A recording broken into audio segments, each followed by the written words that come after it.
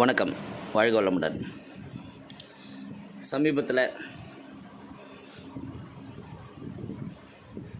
மதுரை மீனாட்சி அம்மனை தரிசித்து வந்தேன். அதாவது போன ஞாயிற்றுக்கிழமை, அதாவது 2ஆம் தேதி ஜூன் மாதம் 2024 காலையில் நண்பர் உதவியுடன் காலையில் பிரம்ம முகூர்த்தத்திலேயே எழுந்திரிச்சு ரெடியாகி அவர் கூட மதுரை மீனாட்சி அம்மன் கோயிலுக்கு போனோம். 5 மணிக்கு உள்ள பள்ளி எழுச்சி முதல் பல்லக்கு சேவையிலேருந்து மீனாட்சி தரிசனம், சுந்தரேஸ்வரர் தரிசனம், கோயிலை சுற்றி ஒரு 3 ஹவர்ஸ் கிட்டத்தட்ட நாங்கள் கோயிலுக்குள்ளே இருந்தோம். அவ்வளோ ஒரு ரசித்து கோயிலை அடியாக இன்ச்சாக பார்த்தோம். ரொம்ப ஆச்சரியமான விஷயங்கள் பல. மீனாட்சி அருள், சுந்தரேஸ்வரர் அருள் கிடைத்தது மட்டுமல்லாமல் ஆச்சரியங்கள் பல. எப்படி நம்ம கவர்மெண்ட் இதெல்லாம் ஏன் ஹைலைட் பண்ண மாட்டேங்கிறாங்க, ஷோகேஸ் பண்ண மாட்டேங்கிறாங்க? உலகத்தில் உள்ள சாதாரண ஒரு தாஜ்மஹாலுக்கு நம்ம கொடுக்குற இம்பார்ட்டன்ஸ் ஏன் இந்த மாதிரி பழமையான இவ்வளோ பிரம்மாண்டமான கோயில்களுக்கு நம்ம கொடுப்பதில்லைங்கிற ஒரு கேள்வி மனசுக்குள்ளே எழுச்சி பெறுறதை தவிர்க்க முடியல. சரி, நம்ம நேரடியாக விஷயத்துக்கு வருவோம். மீனாட்சி அம்மன் கோயில் மூலவர் மீனாட்சி சுந்தரேஸ்வரர், சோமசுந்தரர், சொக்கநாதர் என்கிற நாமங்கள் உண்டு. அம்மனுக்கு மீனாட்சி அம்மன் பேர் உண்டு. கடம்பவனம் இன்னும் மதுரைக்கு ஒரு பேரும் உண்டு. அந்த கடம்ப வனத்தில் அமைக்கப்பட்ட கோயிலுங்கிறதுனால இந்த தல விருட்சம் கடம்ப மரம். பொற்றாமரை குளம், தெப்பக்குளம், இதெல்லாம் உங்களுக்கு நல்லாவே தெரிஞ்சிருக்கும். ஏன்னா பொற்றாமரை குறை என்ன உடனே நம்மளுக்கு திருவிளையாடல் படம் ஞாபகம் வந்துடும். நக்கீரா எழுந்து வான்னு சொன்னோன்னா அந்த குளத்தில் படிக்கட்டில் ஏறி வருவார். ஸோ இதெல்லாம் ஞாபகம் உங்களுக்கு வந்திருக்கும். மதுரை தேவார பாடல் பெற்ற தலம். பாண்டிய நாட்டு திருத்தலங்கள் அதிலும் தேவார பாடல் பெற்றப்பட்டதுன்னா நம்பர் 1 இதுதான். ஆனால் மொத்தத்தில் தேவார திருத்தலங்கள், தேவாரத்தில் பாடப்பட்ட திருத்தலங்கள்னால் இது 192வது திருத்தலம். இங்கே முக்கியமான திருவிழாக்கள்னால் தமிழ்நாட்டையே திரும்பி பார்க்கக்கூடிய மதுரை சித்திரை திருவிழா ரொம்ப கிராண்டு. மீனாட்சி அம்மன் திருக்கல்யாணம், திருத்தேரு பவனிங்கிறதெல்லாம் இங்கே ரொம்ப சிறப்பு. நவராத்திரி, ஆவணி மூல திருவிழா, தை தெப்ப திருவிழா, ஆடிப்பூரம் என பல்வேறு விசேஷமான விழாக்கள் இங்கு உண்டு. சுந்தரேஸ்வரருக்கு மேலே உள்ள விமானம் இந்திரனால் அமைக்கப்பட்டது. இந்திரனுக்கு நேர்ந்த கொலை பாவத்தை போக்கும் பொருட்டு பல தலங்களுக்கு சென்று வழிபட்டு வந்தான். சிவபெருமான் திருவிளையாடல் நிகழ்த்திய கடம்பவனமான மதுரையில் சுயம்புலிங்கமாக இருப்பதை அறிந்து தரிசித்து இந்திரன் பாவ விமோசனம் பெற்றான். இதனால் இந்திரன் இங்கு விமானத்துடன் கூடிய பெருங்கோயில் அமைத்தான். இதனால் தற்போது இந்திர விமானம் என்றும் அழைக்கப்படுகிறது. அப்போ கோயிலோட வரலாறு பாருங்கள். மரகத மீனாட்சி. இங்கு மீனாட்சி அம்மன் சிலை முழுவதும் மரகத கல்லால் ஆனது. மதுரைக்கு வந்த மீனாட்சி சொக்கநாதரை தரிசித்ததால் மோட்சம் கிடைக்கும் என்று இந்த தலத்தின பூலோக கைலாசம் எனவும் அழைக்கப்படுகிறது. அதனால் இந்த தலத்தில் தரிசித்தாலோ, பெயரை படித்தாலோ, கேட்டாலோ முக்தி கிடைக்கும் என நம்பப்படுகிறது. அதாவது இப்போ நீங்கள் இந்த பதிவை கேட்கும் போது கூட உங்களுக்கு முக்தி கிடைக்குமா? இந்த சன்னிதியில் இன்னொரு சிறப்பு என்ன, நடராஜர் கால் மாற்றி ஆடுற சிற்பம் சிலை. இடதுகாலுக்கு பதில் வலது காலை தூக்கி நடனம் ஆடுகிறார். இங்கு மதுரையை ஆண்ட ராஜசேகர பாண்டியன் நடனம் கற்று வந்தார். அவர் சுவாமியை தரிசித்த போது, இறைவா, நான் நடனம் கற்பதற்கு மிகவும் சிரமப்பட்டேன். ஆனால் காலங்காலமாக வலது காலை ஊன்றி இடது காலை தூக்கி ஆடுகிறாயே, எனக்காக இடது காலை ஊன்றி வலது காலை தூக்கி கால் மாற்றி ஆடமாட்டாயா? இதை நீ செய்யாவிட்டால் நான் என் உயிரையே இங்கேயே துறப்பேன் என்றான். மன்னனின் வேண்டுகோளை ஏற்ற நடராஜர் தன் இடது காலை ஊன்றி வலது காலை தூக்கி ஆடி அருளினார்.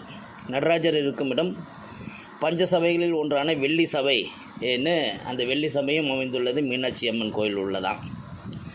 பொற்றாமரை குளம் என்ன பார்த்தோம்னா, நந்தி மற்றும் பிற தேவர்களின் வேண்டுகோளின்படி ஈசன் தன் சூலாயுதத்தால் பூமியை ஊன்றி உருவாக்கியது இந்த குளம். மேலும் இந்திரன் தான் பூஜிப்பதற்காக பொன்னாலான தாமரையை பெற்ற தலம் இந்த குளத்திற்கு சிவகங்கை என்றும் பெயர். இந்த குளத்தில் அமாவாசை, கிரகண காலம், மாதப்பிறப்பு உள்ளிட்ட புண்ணிய நாட்களில் நீராடி சுவாமியை தரிசித்தால் ஈசனை மனமுருகி வேண்டி தேவார பாடல்கள் பாடப்பெற்ற 274 சிவாலயங்களில் இது 192வது தேவார திருத்தலமாக விளங்குகிறது. அதேபோல் 51 சக்தி பீடங்களில் இது ராஜமாதாங்கி சியாமலா சக்தி பீடம் என குறிப்பிடப்படுகிறது. திருவள்ளுவர் கோயில் மயிலாப்பூர் சத்தங்களுக்கிடையே சத்தமில்லாமல் இயங்கி வரும் கோயில் இருக்கிற மாதிரி இங்கே மீனாட்சி அம்மன் கோயிலில் உள்ள கோபுரங்கள் மிக அமைதியான ஒரு மனநிலையை நமக்கு கொடுக்கக்கூடியது. அந்த அமைப்பில் கட்டப்பட்டது.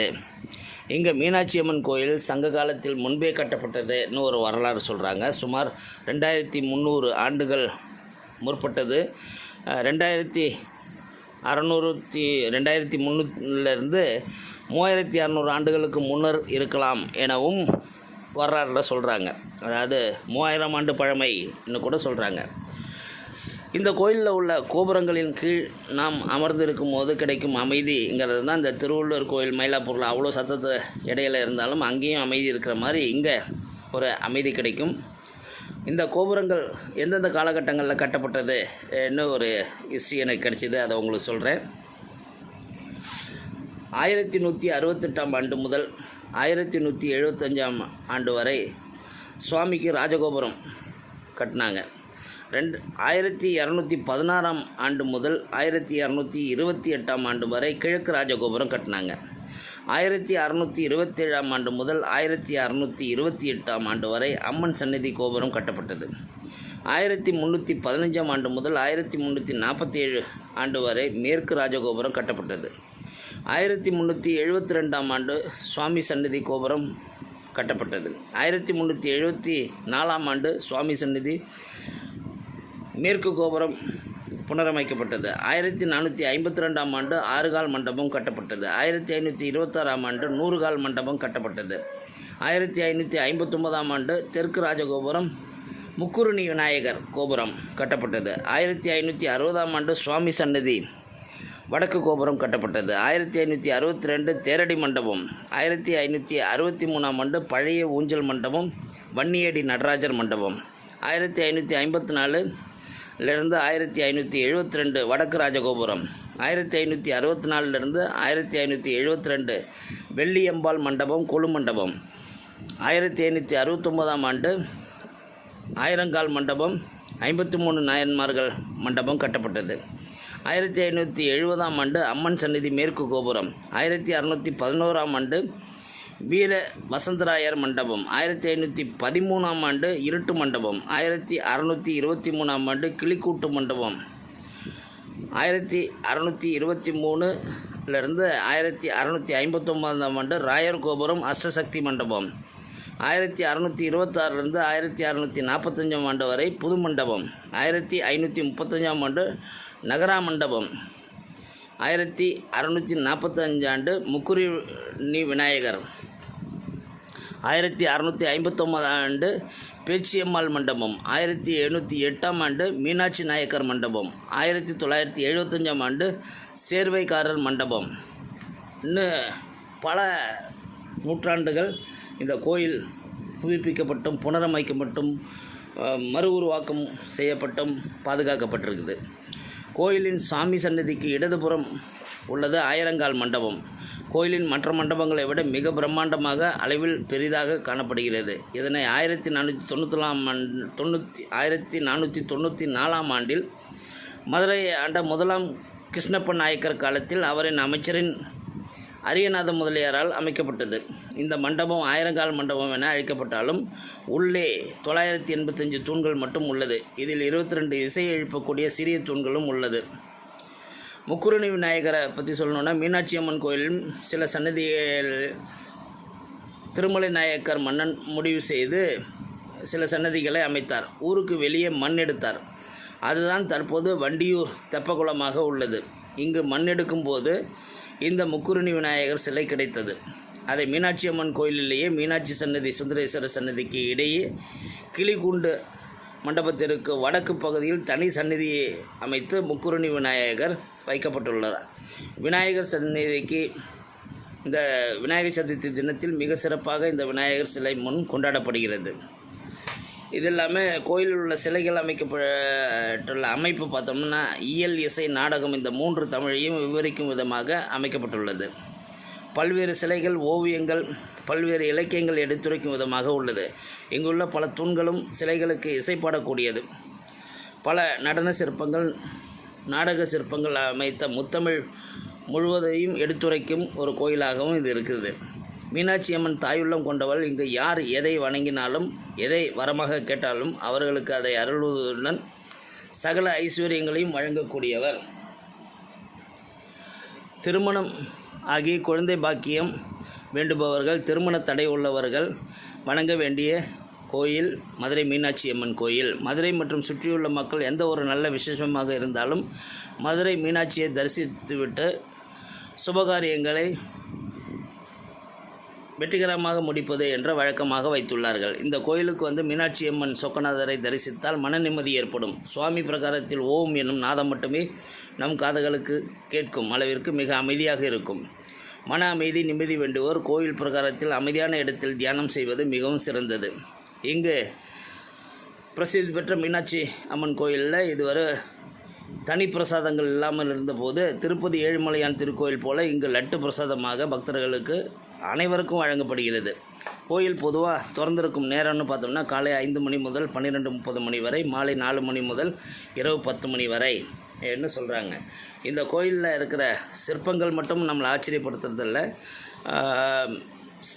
கட்டிடக்கலையோட அமைப்பு நம்ம தமிழர்களோட தமிழர்களோட கட்டிடக்கலையோட கர்வமாக சொல்லலாம். பாடுறா அப்படின்னு அந்த மாதிரி பல இடங்களில் நம்ம செப்பு தகடுகள் கீழே தரையில் அடித்து வச்சுருக்குறாங்க.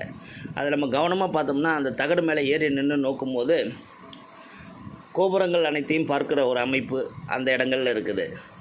அதே போல் மீனாட்சி அம்மனோட கோபுரத்தை, தங்க கோபுரத்தை பார்க்கக்கூடிய அமைப்பு அந்த இடத்துல இருக்குது. சொக்கநாதரோட தங்க கோபுரத்தை பார்க்கக்கூடிய அமைப்பு இருக்குது. இது இல்லாமல் பல சிற்பங்கள் உங்களை ஆச்சரியப்பட வைக்கும். அவ்வளோ இது அருமையாக இருக்கும். ஒரு சிற்பத்தோட கால்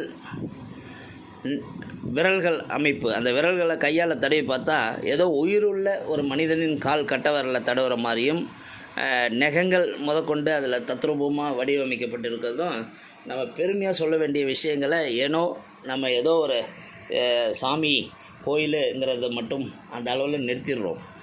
அதையும் தாண்டி மிக மிக மிக சிறப்பான கோயில். ஓவியக்கலை என்ன எடுத்துக்கிட்டோம்னா அங்கே இருக்கிற ஓவியங்கள்லாம் பார்க்கும்போது அவ்வளோ ஆச்சரியமாக இருக்கும். ஒரு குறிப்பாக சொல்லணுன்னா ஒரு சிவலிங்கம் வரையப்பட்டிருக்குது. அந்த சிவலிங்கத்தை நீங்கள் எந்த டைரெக்ஷனில் இருந்து பார்த்தாலும் அந்த சிவலிங்கம் உங்களை நோக்கும், உங்களை பார்க்கும். பல சிற்பங்கள் சிரித்த முகத்துடன், அருள் நிரம்பிய முகத்துடன், கண்கள் உங்களை பார்ப்பது போன்ற அமைப்புடன், ஐயோ அப்பா அப்படி இருந்தது.